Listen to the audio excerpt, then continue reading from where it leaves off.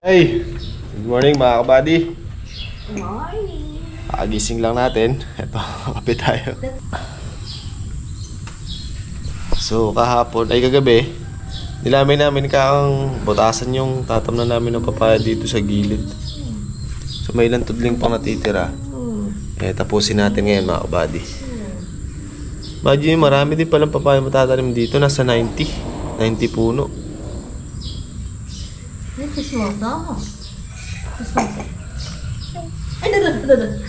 Order tayo niyan para matanim na natin yan. Tanim tayo papaya dito para may kasamahan yung papaya yung tatanim natin sa Lucky Farm mga kabady. Siguro possible mga 100 plus na puno matatanim natin doon. Or mga possible kung ano, mga 200 siguro. Sa Lucky Farm? Lahat ng mga gilid-gilid ng tamna namin. Ay, katagi nun. Tapos lagyan mo ng sitaw lahat. Para hindi ito may kasabay. Kapag nag-harvest, marami.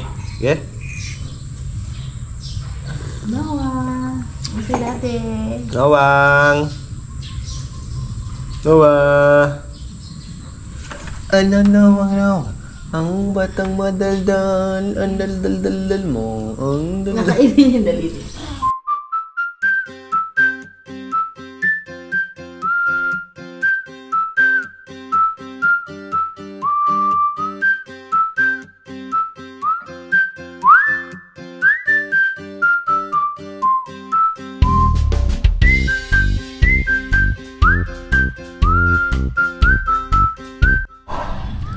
So yun yung mga tataman natin mga kabady. Bali ang layo niya I think mga 6 to 8 feet ang layo siguro niya mga kabady. Yun walang eksaktong mga kabady, pero hakbang lang yan, dalawang hakbang na malaki. Tapos ganun din doon mga kabady. So ayan, kung mapapansin nyo yung mga pero may tansi yan mga kabady ito, para kahit pa paano medyo diretso. Ayan, may mga tansi lahat yan, para pag tinanim din natin yung papaya medyo diretso siya. Hindi man natin ma-perfect, pero medyo maganda-ganda na lang kahit pa paano. Yan mga yan, 1, 2, 3, 4, 5, 6 na tudling na pag ganon. Inano namin ni Kuya Rodel kahapon yan, kagabi alas 6 mga kabady, binutas namin. Maliwanag naman yung buwan, kaya ayan, sabi ni Kuya Rodel, kaya na daw namin. So meron pang 3 tudling dito na tatamnan, pero tubo na naman yung mga bagong damo. Ang tataba tatabain damo na to mga kabady. Ganito, sprayin ulit natin yan bago na tamnan. Tataba. So ayan siya mga kabady. So possible pumasok din yung 90 puno, kasi sa isang diretso 10 puno ang papasok, siyam na dayos o tudling. Maluwag-luwag din pala mga kabady. Tapos yung pagitan, sabi ko kay Commander, tamna namin ng ano tawag dito, lemongrass dito sa pagitan niya mga kabady. Ito kasi isang tudling dyan, diretso yan doon, tapos ito yung pangalawa. Hakbangin natin, pakita ko sa inyo. Ito mga kabady, ito yung isang butas. So hakbangin natin sa dalawa. So yun yung sukat natin mga kabady. Ganon din dito sa kabila, dalawa.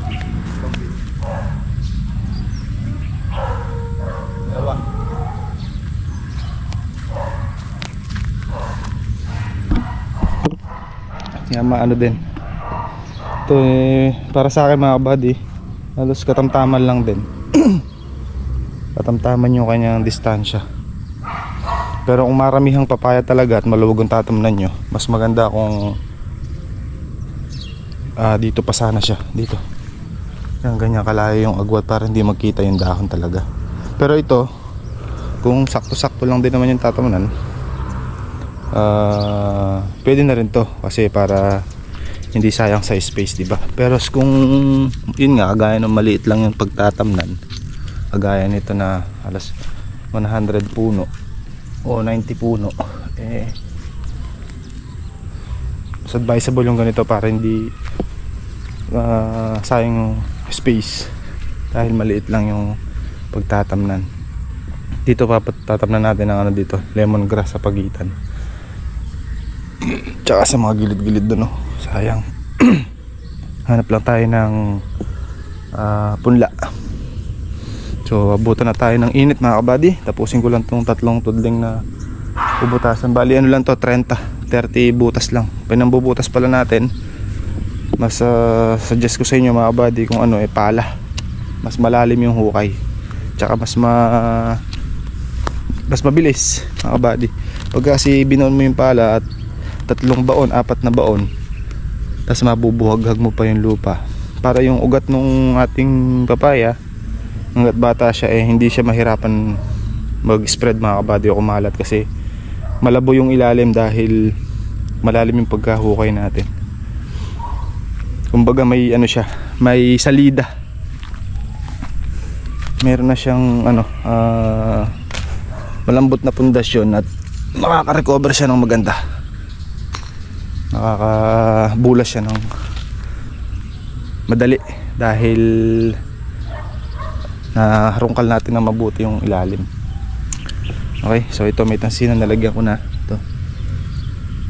Katupan, medyo maganda-ganda sa mata, diretso. Let's go. Body ay naman dito basa pa yung lupa. Pag tinanim natin yan, gaganyan lang tayo, tapos tanim. Pero pagka naka-recover na yung papaya dyan mga kabady, idadaop din natin yan. Yung itataas natin yung sa tabing puno nya. Basang basa pa yung lupa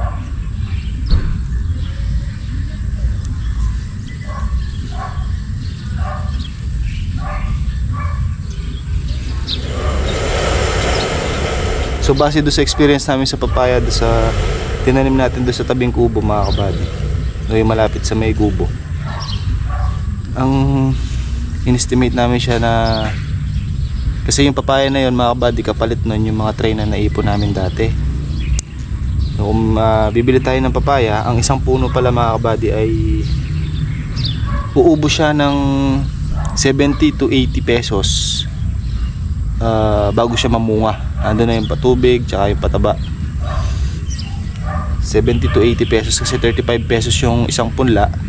So makukonsume niya yung hanggang makuha niya yung 70-80 pesos. May na siya, magbubunga na siya sa pataba, sa patubig. Yan po mga kabady. Okay, nakaisa na tayo dito. Yan, malaki na yan mga kabady, malabo. Ganyan, bago natin itanim. Ito naman.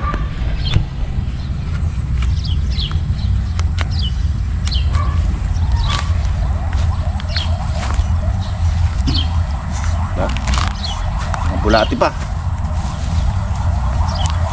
Yan lang mga kabady.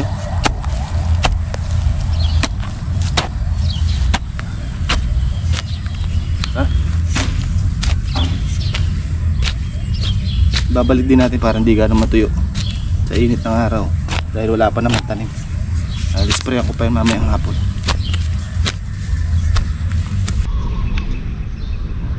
So mga kabady, tapos na nating butasan lahat. Butasan na natin. So kailangan natin yan spray ulit ng pangdamo bago natin tamnan.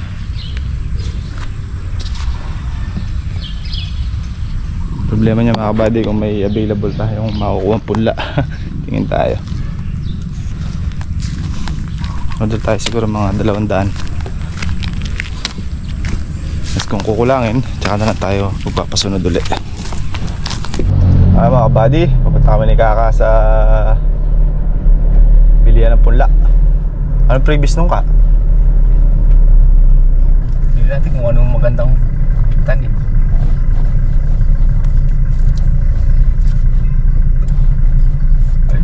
Lalako na lang Hindi, dadaling kay ano yan? Panting. Boss Panting. Lalakong ganun. Nakabarega yung kwan. Kabarya kayong ano, bako. Gusto ko na may nabuka rin.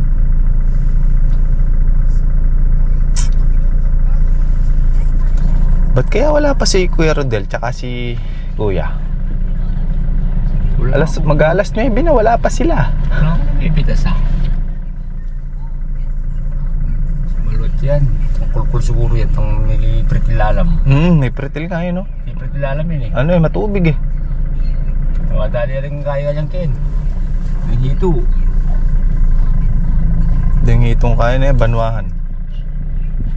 So laging pasura din. Absikan la siguro detan eh. Kulang kayat. Mulatol ah. Ay. Kulang kayat sa susu. Meron mo rin sana dahil mabiel. Bakit lang yung susu? So yun yung mga pulang papaya mga kabady. Tumaas na daw 40. Eh, kaya naman siguro tumaas. Baka... Hindi, tumaas yung puno eh. Kaya pero tumaas. sumunod sa maliit. Ganyan. Ayun, gano'n. Wala pang kwan yun. May nagtarim yung walang kapo. Ito mga kabady eh. Dito tayo sa nursery mga kabady. Damura kamatis o, chunoging edad. Kamiyada na laran eh. Wala yung madam eh. Maganda eh. Ito mga kabady yung magaganda na oh. Tigas na yung puno nito.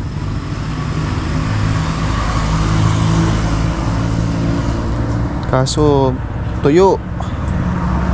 Dinadiligan yung iba. Alam mabasa. Ayan o. O kumuha tayo ng 200 graso. Ka oh, ibang breed ng papaya. Eh hindi ko pala natanong anong breed ng papaya to.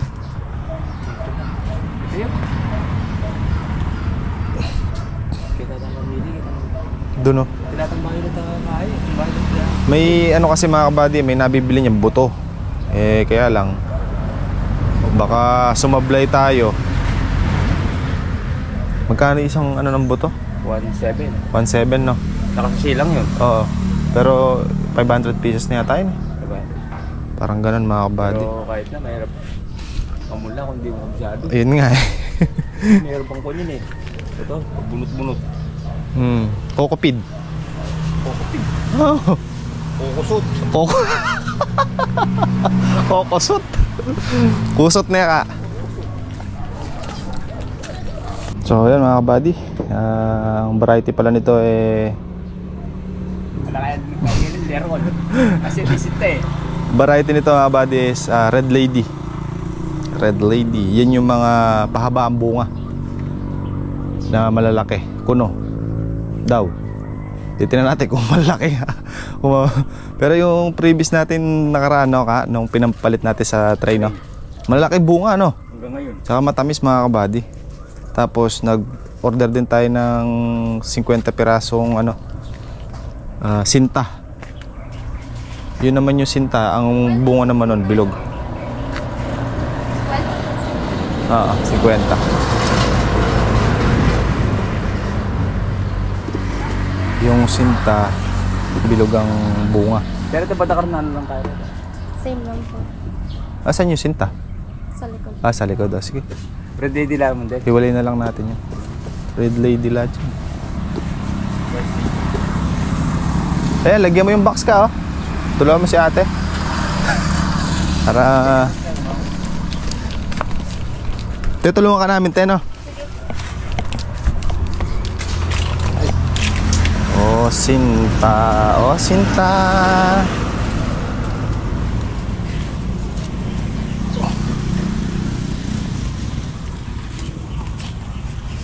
Basta may ba?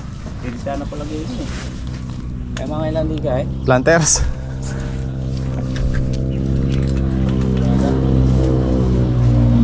Alam mo ang Boss Aga, nung tamong planters. Ay, Boss Aga planters. Kaya namin mas gandang bulik.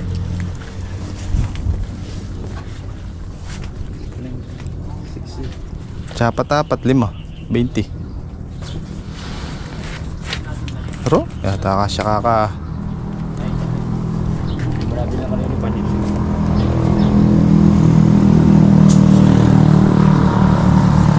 When know finally game.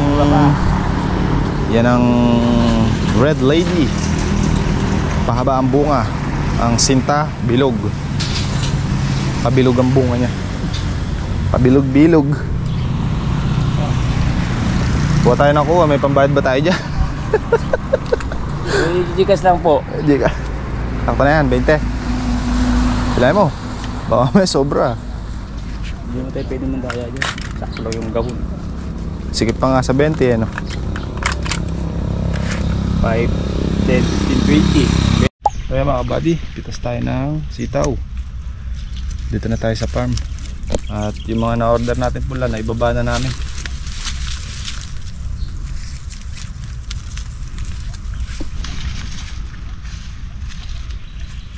Titingnan natin yung performance nung dalawang magkaibang variety ng papaya mga kabady. Yung Red Lady tsaka yung Sinta. Kung sino yung mas marami at mas magandang magbigay ng bunga.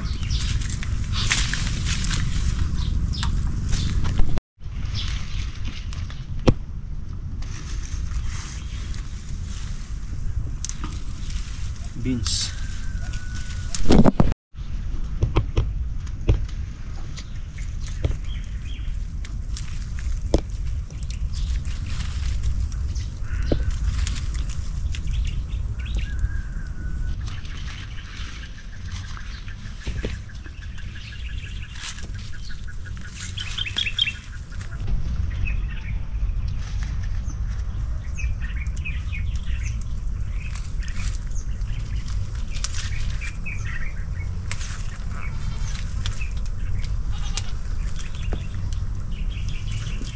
Long sleeve barong. Sabi yung cover. Kuligate. Aga natin. Di ba ito ulam? Nakaso? Mas tubig natin, binili mo ka. Wait, hindi. Tunaw lang. Pag marites ka siguro na eh. Lagi luto sa itlog. Oops.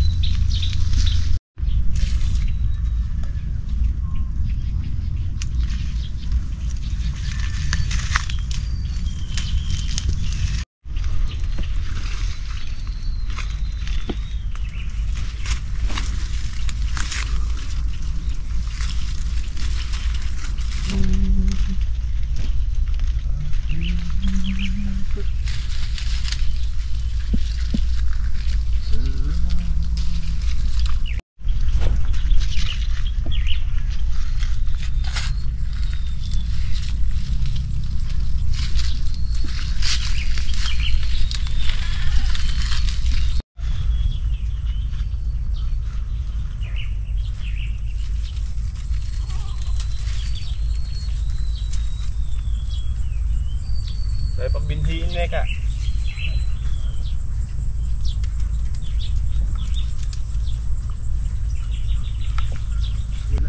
Nasa ilalim. Gago.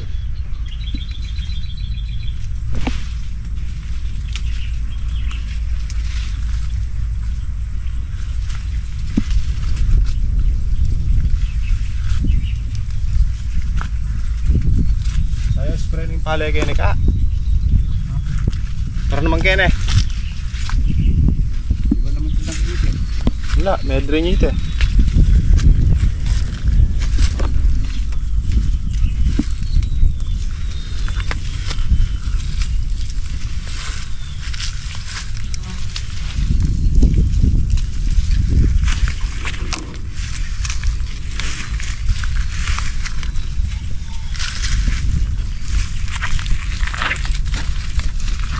Pumupyok ka pala. Sumabit eh. Huli kasi sumabit. Hashtag pata yung damo. Pero nakita mo, di ba? Wala. Wala. Sumabit eh. Paano pa yung damo dyan? Tukal siya kanina doon. Mga ganun lang. Sumabit sa kangkong kasi. Wala tuloy. Malaki-laki rin sana yan.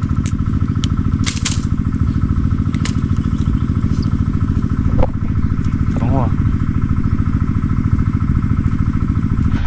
Ito nga mga buddy, nagluluto na si chef. Sarap. Ang po ang ulam namin, kamote. Sa adobo yan. Adobong kamote. Ano po ba yung adobong kamote? Yung mga kabady, luto ni chef. Ayan o. Ayan o. Rekta na yan. Hindi na pwedeng kunin. Isa-isa. Hindi. Sangko. Litchi. Pisin ko siya.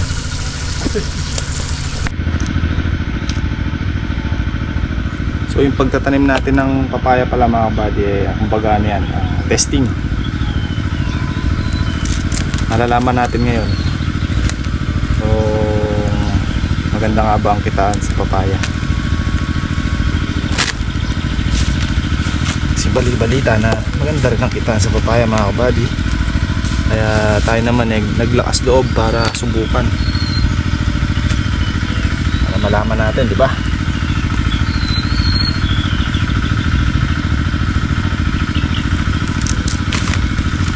Malay natin, pwede siyang ipalit sa gulay na ano. Ito para kasi consider mong gulay din, consider mo rin siyang prutas.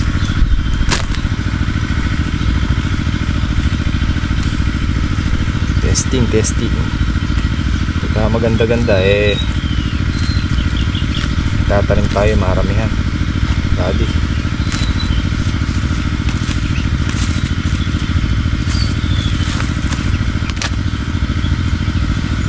Dahil ikaw ay manluloko ka pala. Dahil ako'y pinalitan.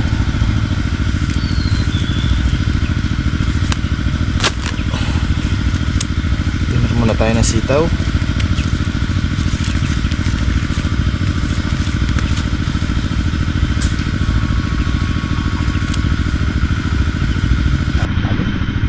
Mata na. Puri yun, tala ako pa yung kaldero kayo, pang pinggan. Gaya lang kumain, nagagalit ah. Sige. Alamin ka. O sige, nakamuhan. Nakalalak ka.